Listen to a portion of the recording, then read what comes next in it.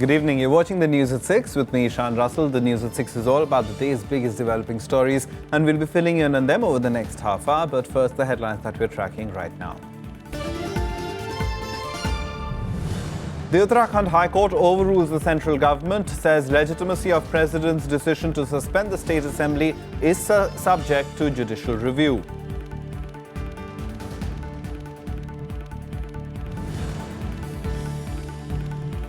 Congress denies Sonia or Rahul Gandhi gave any direction to then Home Minister P. Chidambaram on the Ishrat Jahan case. Party accuses Prime Minister Narendra Modi and BJP Chief Amit Shah of trying to derail judicial process in fake encounter case.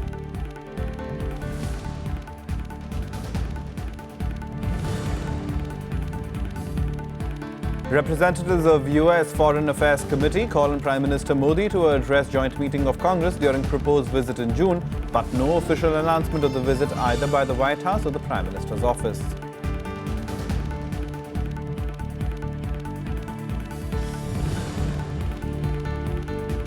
And ahead of the Senate impeachment vote, Brazilian President Dilma Rousseff says she is a victim of an attempted coup, lashes out at critics for sexism in their efforts to unseat her.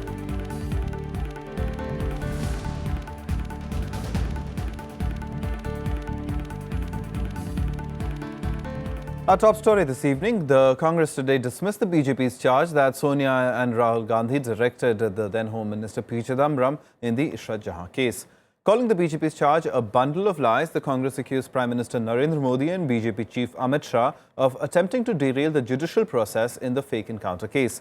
The party also said that both the Prime Minister and Shah should tell the nation about the real motive behind their desperation to shut down the ongoing trial. The Congress also questioned why were the governments at the centre and in Gujarat not giving sanction to prosecute the officers who were found guilty. Prime Minister Shri Narendra Modi must stop perpetuating lies and meting out falsehood through his ministers and cronies by levelling false and baseless allegations against Congress President Srimati Sonia Gandhi and Congress Vice President Shri Rahul Gandhi. Unlike the RSS and unlike Prime Minister's office, Srimati Sonia Gandhi or Rahul ji never interfered with functioning of the government in any manner, and I say with a sense of responsibility that Srimati Sonia Gandhi or Shri Rahul Gandhi, either in case of Ishrat Jahan or in any other administrative matter, never spoke to Shri P. Chidambaram. Chidambaram अकेला एक आतंकवाद को बरी कर देना, ये गृह मंत्री अकेला कैसे कर सकते हैं? जरूर उसके पीछे कुछ बड़ी साजिश है और लोग इन्वॉल्व होंगे, नहीं तो देश का गृह मंत्री इतना बड़ा देश का सुरक्षा के साथ खिलवाड़ नहीं कर सकते। हमको ये विश्वास नहीं होता है। को सारी बातें स्पष्ट रूप से बताना चाहिए कि क्या उस समय क्या घटना हुई थी और जो एफिडेविट बदला गया उसके क्या कारण थे, उसका स्पष्टीकरण उनको देना चाहिए, देश के सामने रखना चाहिए, क्योंकि भारतीय जनता पार्टी इसको एक राजनीतिक रूप देने की कोशिश कर रही है और इसका राजनीतिक लाभ उठाने का प्रयास कर रही है। And let's go across to our correspondent Vishal Daya, who's been tracking the story. Vishal, this emerging as another flashpoint between the Congress and the BJP. And as far as the issue is concerned, the BJP really coming hammer and tongs down at the Congress on the defensive on this one, isn't it? Well, yes, Ishan, it looks so as of now. In fact, this entire war of words between the Congress and the BJP on the Ishrat Jahan issue has been going on for quite some time now. But this time around, the Congress seems to be, trying its level best to defend the topmost leadership of the party. Because the allegations which were leveled by BJP in the last few days were clearly hitting at the Congress's top leadership, saying that it was done, whatever was done by the former Home Minister P. Chidambaram in this particular case with respect to the affidavits being filed and then changed, was done at the behest of the Congress President Sonia Gandhi and Vice President Rahul Gandhi. So obviously, this is the time for the Congress to close on its ranks to try and defend these two people in the party, because that's what exactly, if you look at the way the Congress party has, gone about all those controversies which involve its top leadership, specifically the Gandhis, then there is clearly a similar pattern. The Congress goes on offensive, the other side ducks, then the other side goes on offensive. And when the opposition goes on offensive against the Gandhis, it is the Congress which is again on the back foot and is in defensive pose, trying to ensure that no harm comes to the reputation of Gandhi. So clearly, it is now, sort of a war of words in which there is no bar between both sides. Both sides are, hitting. Right, so the Congress is closing its ranks behind the Gandhis, Vishal, but the second half of the budget session of Parliament is just a few days away. So would this have reverberations there as well? Well, yes, clearly, indeed, because the ruling party would not want to let go of this opportunity. In fact, they would use this handle to try and push the Congress in a corner. The second half of the budget session, which begins on Monday, that's 25th, is pretty crucial for the government because they are hoping that those crucial legislations like the GST amendment bill will get through, wherein the Congress, along with left parties and some of its other allies, are opposing that particular bill as well as some others also. So the BJP would want to take this opportunity to try and isolate Congress inside the parliament and to ensure that they use this opportunity to try and ensure that all those bills which have been hanging fire for quite some time in the parliament gets passed, and the Congress is not left in a position to consolidate other opposition parties to ensure that there is a united opposition against the government. So this is something which will be most likely used by the government to its benefit, and the Congress, by the time the session begins, that's in another 3 to 4 days, would try and find a way out of this entire situation. All right, Vishal, we'll keep a track of the story for us. Thanks very much for joining us for now, Vishal. Now, moving on, hearing a petition against the imposition of President's rule in Uttarakhand, the State High Court today observed that the legitimacy of the President's decision to suspend the Assembly is subject to judicial review. A division bench at the High Court said that even the President can be wrong at times. Even the President can go wrong, said the Uttarakhand High Court on Wednesday while hearing a petition challenging the President's rule in the state. A two-judge bench of Chief Justice K.M. Joseph and Justice V.K. Bisht held that the legitimacy of the President's decision to suspend the Uttarakhand Assembly is subject to judicial review. The centre had contended that courts cannot review the President's rule.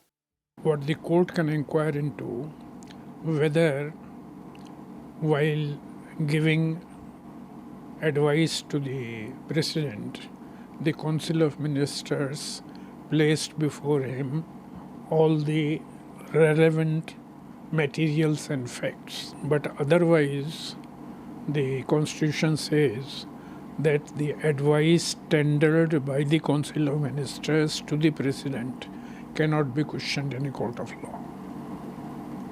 Sir, what are the Supreme Court judgment regarding this SR Bombay judgment? Ji, SR Bombay judgment is one of them, yes. The High Court also claimed that the centre had introduced chaos by taking away the power of an elected government in the state. It said it's irrelevant for the cabinet to assume disqualification as one of the grounds while recommending President's rule. Following the court's observations, Congress leaders said they are hopeful of a favourable decision. We have high respect for Honorable High Court of Uttarakhand, and finally they have shown the BJP government their unethical, unconstitutional practices, overthrowing the populist elected governments in various states. The BJP, on the other hand, is confident of forming a government in the hill state, claiming a majority of MLAs are in its favour. कल भी हमारे पास बहुमत था, आज भी हमारे पास बहुमत है। हम बहुमत के साथ महामहिम राज्यपाल के पास गए थे और हमने 36 विधायकों को वहाँ पर खड़ा किया था। आज भी हमारे पास बहुमत है, मौका मिला तो हम फ्लोर पे बहुमत सिद्ध करेंगे। Uttarakhand was brought under President's rule after the centre claimed there was a breakdown of governance in the state.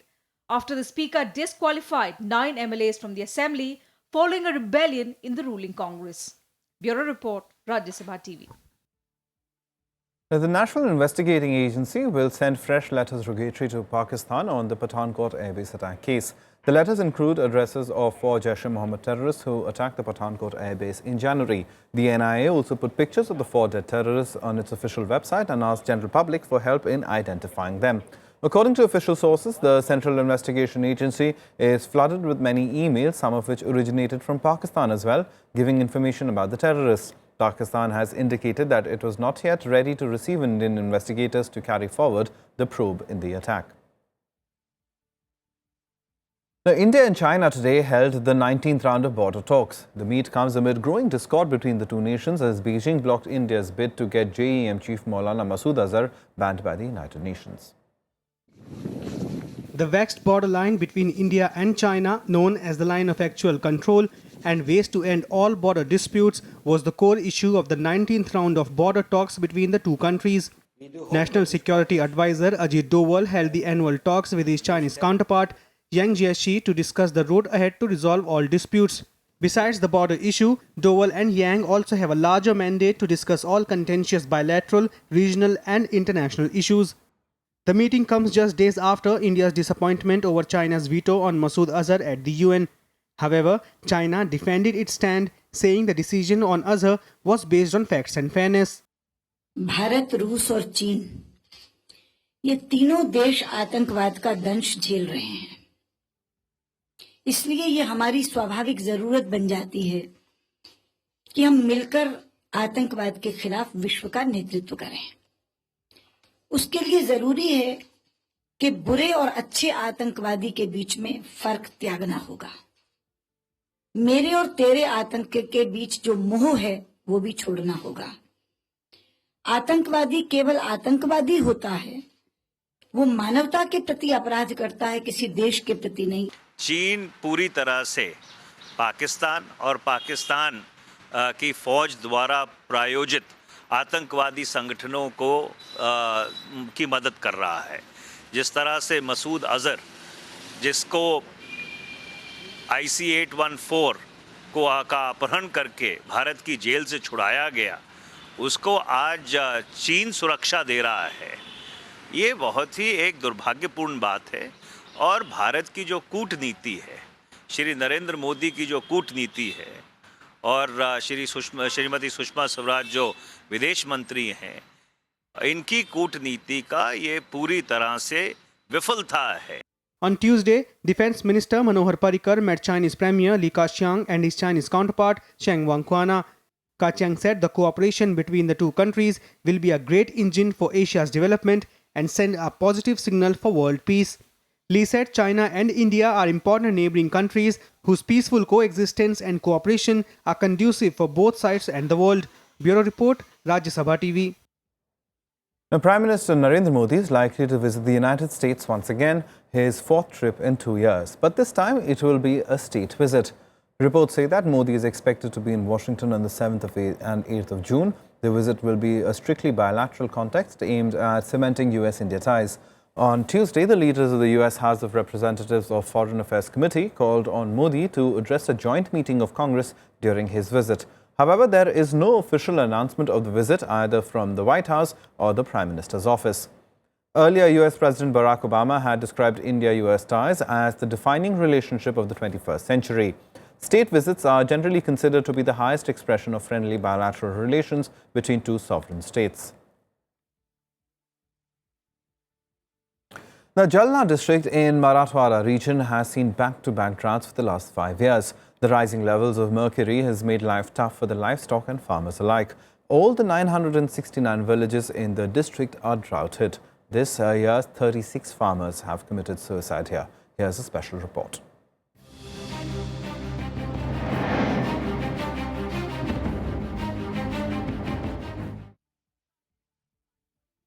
Drought has pushed the 3,000-odd residents of Anandwani village in Jalna district deeper into debt. But the recurring crop failure has kept its worst for the residents of Partur Tehsil. Here, the municipality hand pump manages to cough out barely 2 vessels of water in a week. Water sources all around have dried up. People are buying water. Farmers went through 2 sowing cycles, but both times the crops failed. All farmers, without exception, are crushed under debt. And the local administration seems to be missing in action.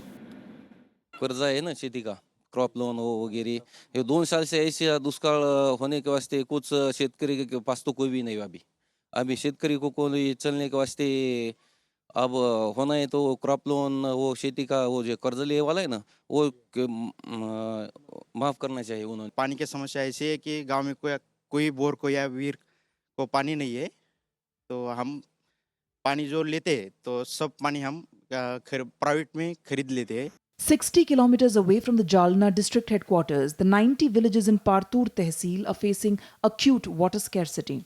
The tanker supplies are too little, which drives villagers to consume even polluted water.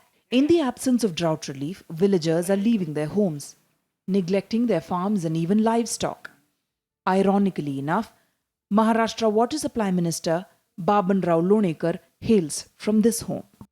ज़मीनी स्तर पर बोले तो ये लगातार या 3 साल से परतूर तहसील में अकाल की परिस्थिति है। किसान जो है उनकी माली हालत जो है, जो चाहिए वैसी उभारने की जो आवश्यकता थी, वो उभार तो नहीं रही। The administration is quite clear it has done all that it could to ease the situation. In order to prevent starvation, all the relevant government schemes are being implemented. The state government has spent 20 crore rupees to ensure water supply, while last year it distributed 190 crore rupees as crop insurance. अभी गाँव में जो है ये पानी देने के लिए हम टैंकर से जो है पानी दे रहे हैं। हमने एक प्लान बनाया जो लगभग जो है 50 करोड़ का है, तो उसमें पूरे गांव जो है लगभग 480 गांव में टैंकर से पानी दे रहे हैं। The drought crisis in Jalna is not getting the same attention as Latur, where water trains have been sent. But the conditions on the ground are no less scary for farmers who are facing a life and death struggle. In the absence of timely measures, leaving their homes is the only option before the villagers. Arvind Kumar Singh's report from Jalna for Rajya Sabha TV. Time now for all the election-related news in our special segment, Verdict 2016.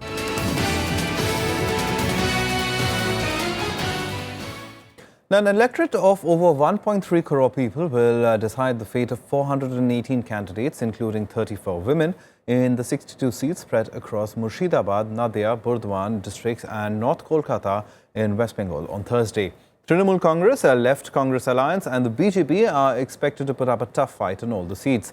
Key contestants in this phase include Trinamool Congress ministers Shashi Panja and Sadhan Pandey, BJP National Secretary Rahul Sinha, five-time Congress MLA Mohammad Surab, CPIM MLA Anisur Rahman and retired IPS officer Nazrul Islam. Trinamool Congress has been facing the heat with its President and Chief Minister Mamata Banerjee showcased by Election Commission over an alleged violation of the Model Code of Conduct. EC has also transferred a number of IAS and IPS officers, including Kolkata's Police Commissioner Rajiv Kumar. Meanwhile, elaborate arrangements have been made on the eve of the third phase of polling. Around 60% of the polling stations in Kolkata, which will go to the polls tomorrow, have been identified as vulnerable. Ahead of the 505 polling stations, of which 288 were vulnerable, will be manned by the Central Paramilitary Forces during polling on Thursday. Now, in Kerala, promising new measures to make its liquor policy foolproof, the ruling UDF released its manifesto for the polls there. The UDF has decided not to issue bar licenses to 3-star and 4-star hotels that secure 5-star status from the central government. The manifesto also ensures homes for everyone in the coming 5 years if the government returns to power. The 63-page document, released by Chief Minister Oommen Chandy in the presence of leaders of the front partners, among other things, promises bicycles to 8 standard girl students and laptops at concessional rates to students in government and government-aided colleges. It also focuses on the growth of the agriculture sector with special emphasis on rubber farmers and promises interest-free loans to farmers. Subsidy to organic farming, steps to check price rise of essential commodities and 3-cent land free to landless people are some of the other promises made by the UDF. Time for us to take a short break. Lots more on the other side. Do stay tuned.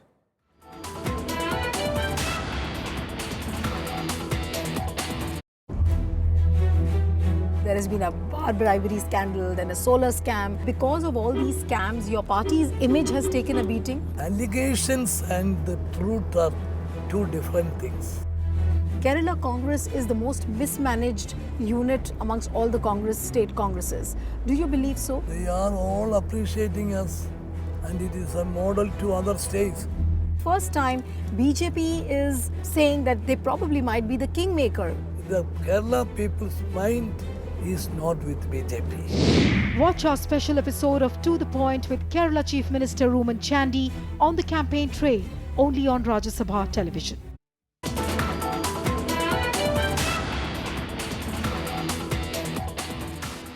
Welcome back. You're watching the news at 6. Some international news now. And ahead of the Senate impeachment vote, Brazilian President Dilma Rousseff reiterated that she is a victim of an attempted coup. She also lashed out at her critics, saying a strong component of sexism was behind efforts to oust her. Meanwhile, President of the Senate has called on parliamentarians to nominate individuals to the special commission, which will analyze the case for impeachment. Brazilian President Dilma Rousseff has once again defended her stand, saying she is a victim of an attempted coup, days after the lower house passed a vote to impeach her. The country's first woman president said a strong component of sexism was behind the efforts to oust her. Eu me sinto injustiçada e acho grave é o fato de que tentam sempre diminuir este fato, esta exigência, que é a exigência da base legal para tornar. President of the Senate has called for nominations for the impeachment commission, which will be elected by next Tuesday, after which it will have 10 working days to present its judgment regarding the eligibility of the motion. The opposition says it intends to speed up the process for country's future. However, Rousseff's supporters vowed to continue with their fight. Vice President Michael Temer said he would wait for the Senate's decision. Processo e julgamento da Presidente da República por suposto crime de responsabilidade, a Presidência solicita às lideranças o envio em até 48 horas. Nós, senadores e senadoras, a responsabilidade de respeitar o devido processo legal, as regras estabelecidas pela Suprema Corte, tentar criarmos um ambiente melhor para a retomada do crescimento econômico. The opposition only needs a simple majority in the Senate to open a trial. If senators pass the motion in its first vote, Rousseff will be forced to suspend her presidency for 180 days, and Vice President Michael Temer will serve as acting president. Bureau Report, Rajya Sabha TV. Now, billionaire Donald Trump and former Secretary of State Hillary Clinton won sweeping victories in the New York primary on Tuesday, galvanizing their bids to win the Republican and Democratic nominations for the White House. Here's the report. Thank you, New York. We love New York. We love Frontrunners Hillary Clinton and Donald Trump have scored big wins in New York State's U.S. presidential nomination contest. Trump's win moves him closer to capturing the 1,237 delegates needed to win the Republican nomination outright, avoiding a contested convention in July. In his victory speech, Trump said he thought the race for the Republican nomination was all but over. We don't have much of a race anymore based on what I'm seeing on television. Senator Cruz is just about mathematically eliminated. Billionaire real estate baron Trump had about 60% of the votes, with about 75% counted, easily beating rivals Texas Senator Ted Cruz and Ohio Governor John Kasich, putting him in position to possibly win most or all of the state's 95 delegates. But Trump's path to the nomination is far from clear.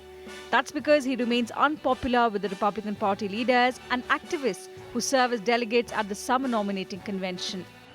His Republican opponent Ted Cruz made a passing reference about the home state's political supremacy while campaigning in Philadelphia. I'm so excited to share with you what America has learned over the past few months. And it has nothing to do with a politician winning his home state tonight.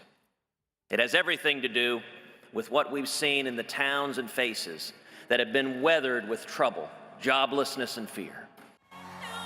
Meanwhile, Clinton, who once represented New York in the U.S. Senate, managed to blunt rival Bernie Sanders' momentum and took a big step towards wrapping up the Democratic nomination. In this campaign, we've won in every region of the country. From the north to the south, to the east, to the west, but this one's personal. For Bernie Sanders, the outlook is bleak. Clinton's victory expands her number of pledged delegates, making it nearly impossible for him to catch up. But Sanders is far from ready to concede defeat and vowed to fight on all the way to the party convention in July. I don't want you to tell anybody this. Keep it. But Secretary Clinton is getting a little bit nervous. The spectacle isn't over yet. The next round is in a week, when the battle goes to the northeastern states of Pennsylvania, Connecticut, Delaware, Maryland and Rhode Island. Bureau Report, Rajya Sabha TV. Well, that's all from us. Goodbye.